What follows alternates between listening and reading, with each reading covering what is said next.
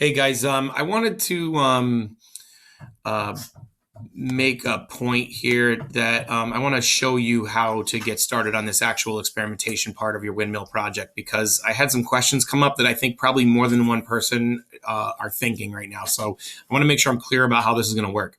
And I apologize now for the sounds. I'm feeding my son lunch and my oldest is playing Paw Patrol over there. So if it gets a little noisy in the background, that's why. If you go to the Windmill Project Overview slideshow and you scroll down, you're going to see the order you should do things in on your own presentation. So I want you to start by thinking about the physics of the windmill. How does the windmill blade turn? And for that, you can reference the video that I just posted today, Energy 101, Wind Power, I think it's called. And that'll tell you a little more about the actual mechanics of how this thing works.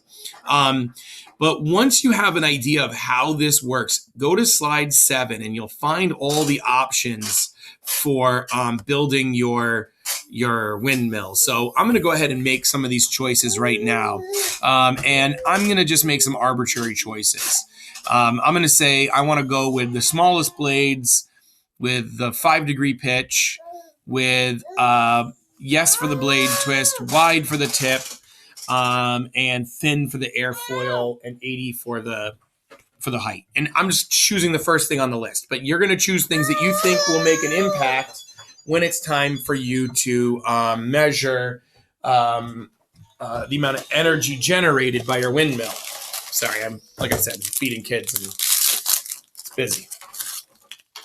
So, and then I'm going to choose some of these 3M things. This matrix resin says that it makes it tough and it also reduces the weight. So I'm going to use that matrix resin, but I'm not going to bother with the rest of them. I just think it's going to be too much money. I don't really know. I'm just guessing. And then if you scroll down, it asks you to think about your experiment. Well, I'm going to take that windmill that I just created and I'm going to run it 3 different times. I'm going to do it in the hills, in the plains, and in the offshore setting. And so I'm going to get 3 different values of energy created. Now, somewhere in what I just said is the independent variable, the thing that I'm changing in every copy of my experiment. There's one thing I'm going to measure. And now by measure, don't think that it has to be a distance. That doesn't mean the length of my, when I said the thing you're measuring, a lot of people told me that it was the length of the windmill blade. So they went 35 meters because that's the length of the blade. That's not what I mean by measure. It's the thing I'm going to judge, the thing I'm going to collect, the main piece of data that I'm going to start with once this is run. Like, what am I going to generate after I run this experiment? What kind of data am I going to have? And then the constants are all the other things. Everything else is going to be the same between this experiment, that experiment, and this experiment. And so try to figure out what those are. If you need more help than that, come and find me. I'll walk you through it more closely. And then you're going to make a hypothesis. Where do you think your windmill is going to perform the best? Do you think it's going to perform the best at the highest point in Rhode Island, this hiking trail in Foster, Rhode Island? Or do you think it's going to be best in between the beaches in Newport? Or do you think it's going to be offshore out of the entrance to the bay? So basically offshore, plains, or hills. Which one do you think is going to perform the best? And defend your hypothesis with evidence. Why do you think it's going to work good there? Why do you think this is the correct guess? Then you're going to run the experiment. Not until you've done all of that will you run the simulator, okay? You're going to go to the simulator. This will bring you to the virtual lab, and this is the part where I think people are getting confused. I'm going to now take my experiment. It takes a minute to load.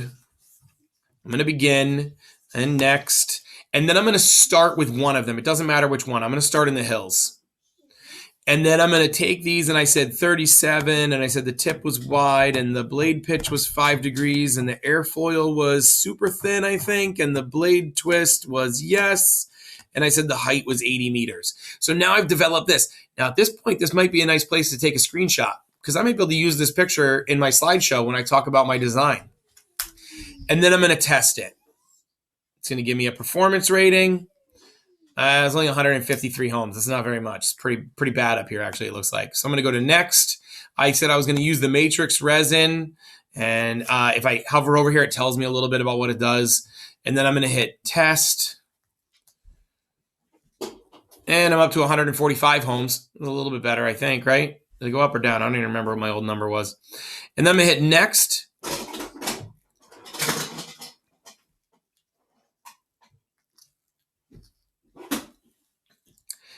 And then I get my values.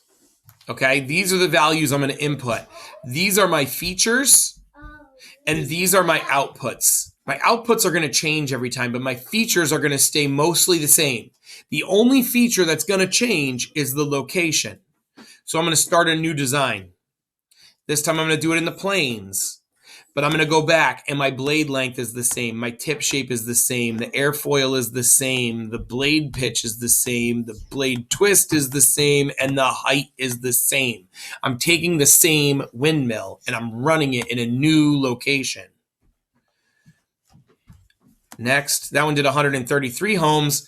I add the resin, test it again, and I'm up. Oh, I'm down to 126 homes. This actually made it worse. So then I hit next. Builds me my wind farm out there in the plains. Very nice. Night falls and my homes are powered. And now when I look at this, I can very easily compare the hills to the plains. It was much better in the plains. But all of this is the same. I'm sorry, buddy. Here. Do you want that? All of these are the same. The only thing that's different is my location. But the rest of these are all the same, and my outputs are different. Then I'm going to do it again, but I'm going to do it for the offshore one, and I'll get my 3 pieces of data. And then I can click export, and it downloads the file for me. I'm going to open up this file, and here's design 1 and design 2. I can take all this information, go back to my slideshow, and on the next slide, it says to open this spreadsheet. I come in here and I can transfer that data into my spreadsheet now. The turbine features and the data from each one of these places. Okay? That's all I have to say about that. I will be posting more resources as the week goes on. So keep an eye on the classroom and keep working on your project. And please come to my tutorial if you have questions. And I'm going to go feed my kid now because he is done.